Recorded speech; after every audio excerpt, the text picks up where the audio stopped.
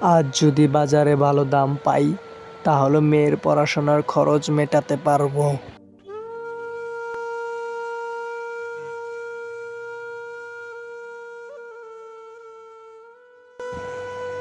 রফিক ভাই, এত কষ্ট করেন, লাভবান কত পান?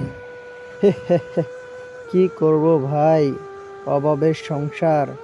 স্বপ্ন বড় হলে কষ্ট ছোটই মনে হয়।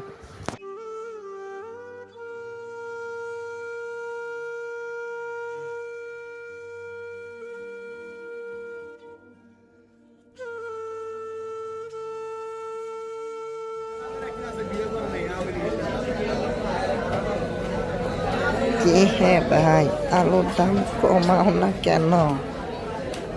দাম তো কমেই দিচ্ছি ভাই, আমার লাভও তো থাকতে হবে, না হলে আমার সংসার চলবে কি করে ভাই?